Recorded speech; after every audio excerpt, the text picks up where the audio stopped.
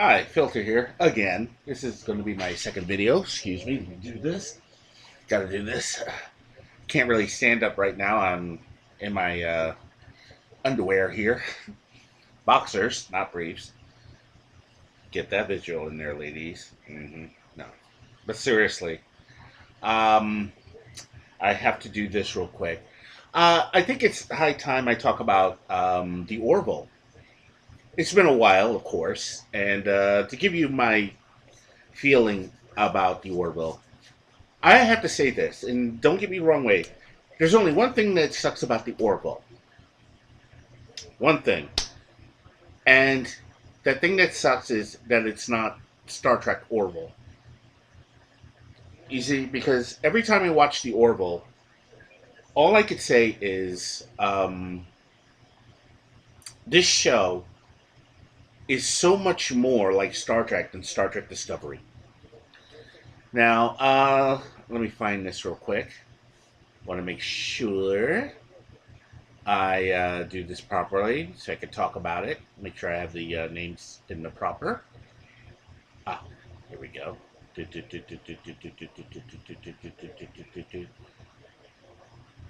Huh. Ugh, criminy. Let's see. Well,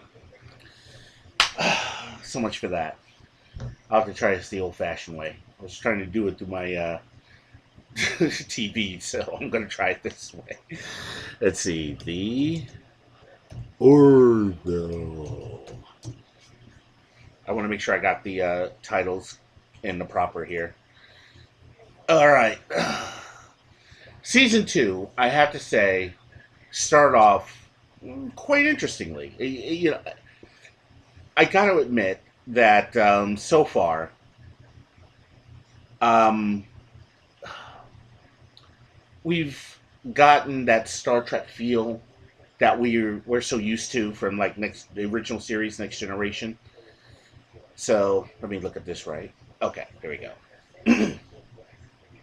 Well, let's start with Shailaja, which is sort of the annual releasing of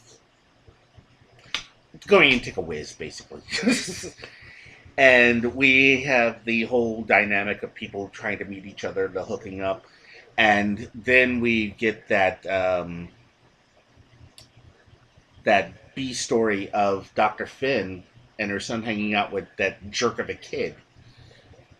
And I really have to say one thing. It's so funny that Isaac is so hilarious. When Dr. Finn walks in, am I a terrible mother? And he just says, yes. And he goes back to doing his work. I'm like, oh my God.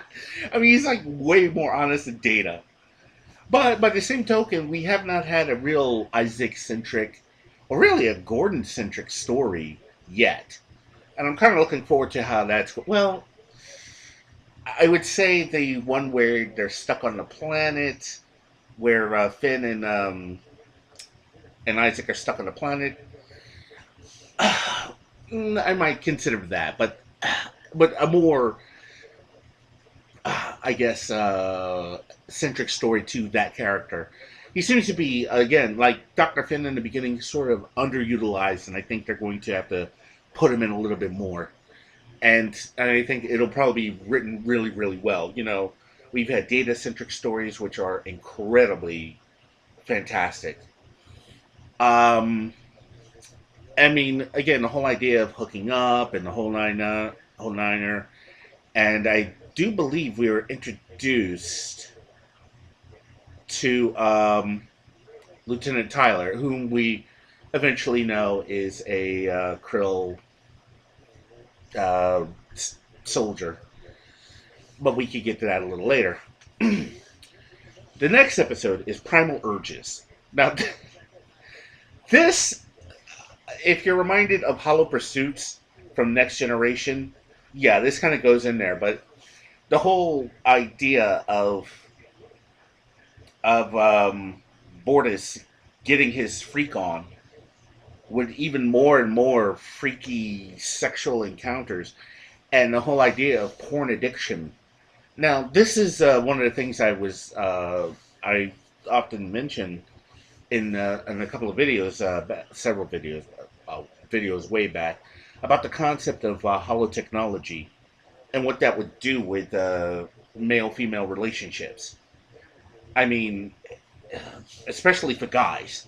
I mean, in an age of misandry, basically telling, saying, "Well, I don't need no man. I could do it all. I don't need no man." Then men are going to say, "Okay, then I'll just go to the holodeck and do what I have to," or the environmental simulator. And of course, when you try to look at more interesting versions of porn, you get a virus on your computer, and they got one hell of a virus. The B story dealt with a planet breaking up or falling into its star, and having to rescue survivors. And they could only, and at one point, they only could rescue less than half of the survivors, which is a very horrible thing, choice that you'd have to make. Drawing of straws or whatever, or a lottery to figure out who's going to survive. It's, I don't know. It makes me glad that I live a very boring, average life, and I don't have to make those decisions, and I never have to make a decision like that. Um, but yeah, I understand the concept of porn addiction and what it could do to a person, and of course, there's that one scene where Lieutenant Dan is, he turns to one of the holographic Mocklins, and he's, "Hi, I'm Lieutenant Dan." I'm like, oh my god, he's going to get his freak on in there.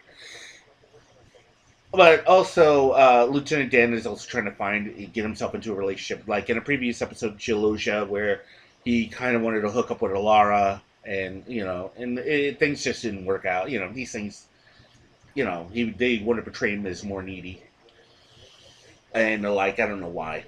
Um, the next episode, Home.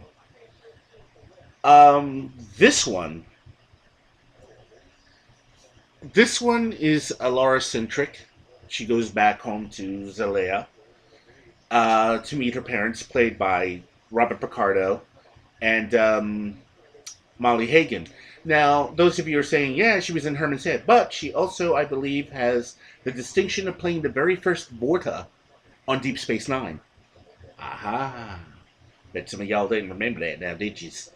Anyways, they play her rather intellectual parents. Now, I can relate to this personally.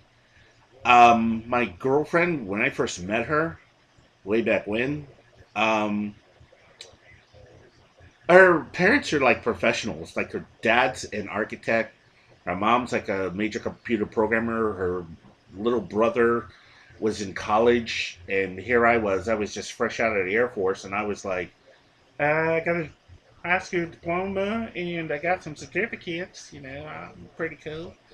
So, anyways, that was me, and and they kind of, at least her mom, kind of looked like, and I was like, oh, this is what you get. She loves me. So I kind of understand that situation where you kind of feel a little intimidated, and you have somebody who looks at you, and they very few of their family members ever served in the military, and they're looking at you, and you're like, oh, look at this guy. So, I've been in that situation, so I know. But as you know in the story, she's losing her strength because of the Earth gravity on board of the Orville, and it's all shown by her losing a battle against Isaac, arm wrestling, and then her bones break. Now, um, this is a very interesting concept. It's scientifically proven that in lighter gravity, or at least no gravity, your bones and stuff get weaker, and in some cases even your DNA changes. But in this, it's also a nice little home invasion sort of concept, Last House on the Left, a mystery, a home invasion, and the other couple. I do not remember who the wife is, the name of the wife or her acting chops, but the husband is played by John Billingsley, who played Dr. Fox in Enterprise. And to see the reasoning why they're doing what they're doing is just it's very amazing. It's amazing. The concept, it was again well scripted, and the fact that Zlea is this heavy gravity planet. I mean, it was just amazing to watch in and of itself. Oh gosh, I should have done reviews right after the damn thing because now I have to draw on memory. But the ending I thought was very interesting, and where Robert Picardo as the father says, "I never knew you. I never knew what you were all about." I guess because Alara was probably slow as compared to most Zelayans or something like that. She was considered slow, and she points out that she had more of a family on the Orville than she does on her home world, which again is a very interesting concept because in the original Star Trek series, Spock kind of almost felt the same way. Most of them felt that they were family. In fact, believe it or not, Star Trek: The Final Frontier actually touches on it, where McCoy says perhaps the most interesting thing. He says, "We spent all this time cooped up together, all this time, and the first chance of vacation, what do? We spend it together." I thought that's a very interesting, and it just starts out quite well in that area, and I can understand what Alara is feeling, because I remember being also in the Air Force, where you make bonds with people, and they might have you're able to tell them things that you can't tell your own family. For instance, there are things I won't tell my own brothers or sisters what I think, but these guys I can tell. I can tell them exactly what I'm thinking. I can tell them exactly what I feel. So I thought that was a very, very good episode. On a decent scale, I have to say it is what it is, and like I said, that's like a thumbs up for me. Now, last but not least, nothing left on Earth except the fishes. Okay, now the introduction of Lieutenant Tyler and this revelation, I think they should have saved this episode maybe 3 more episodes down the road, and given us a bunch of red herrings that make us think that she's not a krill spy. And I think the impact would have been better. But all in all, the episode was pretty damn good anyways. It had, as many people have pointed out, it had elements of the movie Enemy Mine, Darmok, where you have these people, enemies, and they have to work together. I can't say Arena because they were out to kill each other. Let's see. But again, all in all, it was very good. I think they should have waited more and maybe shown them hanging out, maybe dating, maybe doing it, as they put it, or as Borges calls it, the sexual event. Which reminds me, the girl gonna have to do some sexual eventing soon. Anywho, as I was saying, this episode I thought was it was very good. If you had to put it on a scale, I say I guess a 7.5. 7.5, maybe an 8.1, something along those lines, something like that. That's where I think it would fit.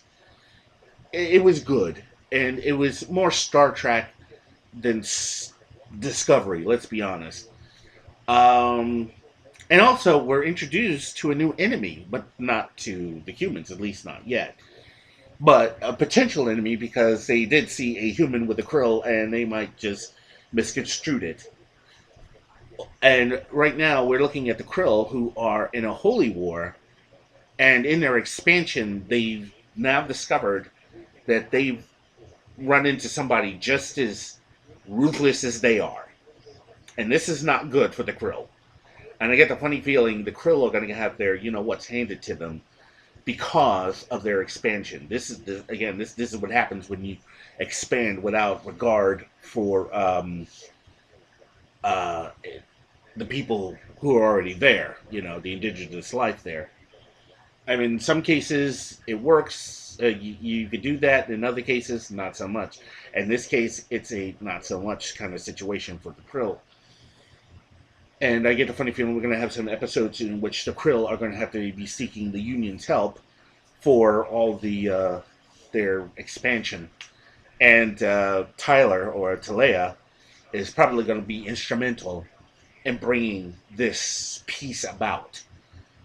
And I think this is going to be kind of cool. But we'll wait and see. Of course, they're probably going to do a Mirror Universe episode, but I don't think it's going to be uh, Isaac with a beard or some crap like that. But I'm pretty sure they're going to do one. I mean, I have an idea to write one, and it would just be off the hook. Here's the idea, and on the off chance if Seth MacFarlane is watching, or any other writer is watching, on this date of the 21st, the 20th of January of 2019, here's my idea, because I want daggone credit and money. My idea for a mirror universe episode would be more like a variation on a theme. In this universe, Kelly was never married. In fact, in this universe, Ed is not Ed. Ed is a woman. Genetics, anything that can happen can happen. In mirrored points of universes, bang, you can wind up anything. One little thing in your genetic makeup can make you shorter or taller, or more mechanically inclined, or more mathematically inclined, or something like that. That would be the thing, and I would do that. Have Ed as a female, and I got the perfect actress to play the female Ed, and that would be Tracy Coco, who's Lieutenant J in Star Trek Next Generation. You've seen her running around there. She would be the perfect character in there. Dr. Finn would be the engineer, whilst Lieutenant J would be the engineer would be the doctor. Isaac would have a more human-looking appearance. Bortus also would be maybe his planet might be different, where he's not mated, or if he is mated, they never got rid of the female, so he actually has a female wife. And Gordon would still be Gordon. So that would be an idea. I don't know. Who knows? But like I said, Seth MacFarlane, if you're watching this, look me up. All right. But back to this episode of Nothing Left But the Fishes. Nothing left on Earth excepting the fishes. The fact that they used, I like the fact that they use more modern music and it's considered classical music. I do like that. And because every time you watch Next Generation, you got a car and you're sitting there listening to Beethoven, Tchaikovsky, and Bizet, and I'm like, oh my goodness, you ain't got Wang Chung in that playlist, man. Aha, Wang Chung, Michael Jackson, they ain't in that. That would be considered classical music, wouldn't it? But it is what it is. But I think it was all about copyrights and stuff like that. So it's easy to use things that are in the public domain.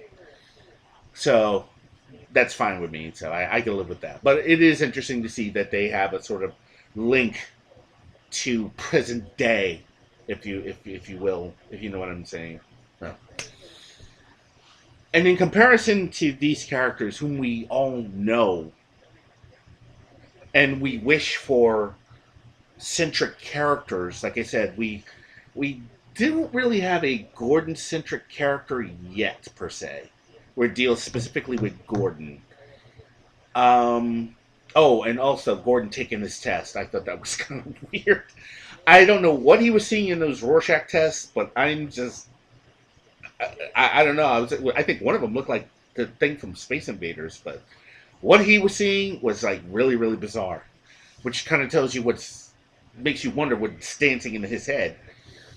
But like I said, I like the fact that they focus on these characters, and you know them, you like them, you understand them, you understand Dr. Finn, you understand Bortus, you understand Ed, you understand Kelly, you understand. Why am I forgetting the damn engineer's name? This is so weird. I shouldn't be forgetting the damn engineer. Hold on, let me do this.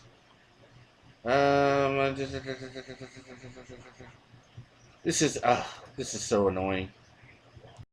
All the world is a birthday cake. Huh. That's going to be the next episode coming up. So let me do this in a proper. Look up cast, full cast and crew. Oh, I shouldn't. My brain is in a in a real thing here. So y'all gonna have to bear with me. Yeah, Lamar. Jeez, how could I know? Lamar, LaForge, Lamar. Well, anyways, Lieutenant Commander Lamar. Again, we've actually had an episode close to him, dealing with him particularly, and even then, I think he needs a more in-depth episode dealing with himself, with him. I guess the episode in which, uh, oh gosh, Shailaja. I guess we could call that a somewhat Gordon-centric episode. I guess because he's trying to get a date, and of course, you know, in this last episode, he's trying to advance because he wants to meet women, but then he realizes he had that confidence all along, and he's just really a pilot at the end of the day. Let's see. Like I said, we've had numerous characters in this that have that we understand, except for really Isaac. And but I get the funny feeling there's a lot of fans of Isaac because of his honesty, and I guess I could go in that area. Um, Now we're going to be getting a new character showing up, um, who's going to replace Alara. The actress name is Jessica Zor. That's all I know about her. I don't know anything else. Nobody tells me anything. And yeah, Jessica Zor. They don't have a name yet. I guess she's going to be playing the new security chief. Although having the current security chief is kind of interesting. I mean, he just seems like one guy, some guy that I don't know. He seems like an ordinary guy. I don't know if any of you have ever been in. Again, I can't say this. Those of you who've been in the military know what I'm talking about. You've met guys like this. Oops, I went out of frame there. Sorry, but you've met guys like him, and they seem cool. As long as they do their job, you're willing to let a lot of crap slide. So, I just thought I'd put that out there. Um, okay. Rate this video if you like it. Leave a comment below, please. Oh, and hold on. Let me do this. Yeah, I'm a little discombobulated. Give me a second. Oh, frame.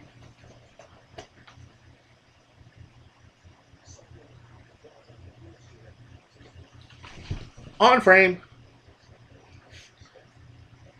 Okay. Let me do this. Sorry about this, guys. But yeah. Thanks, baby Jesus, for your concern. Yeah, like I said, just really busy. Haven't been able to do a lot of stuff. Dialysis, the whole niner. They even had to do the roto-rooter thing on the arm, and that's always a pain in the ass. Oh, kinda. They give you good drugs. You feel. They give you a soda and a sandwich afterwards. So, other than that, everything's coming up roses. Well, like I said, that's about it for me. Rate this video. Leave a comment below. Hit the notification sign. Because Lord knows, daggone YouTube and their algorithms. I don't know. Well, that's about it for me. I'm out.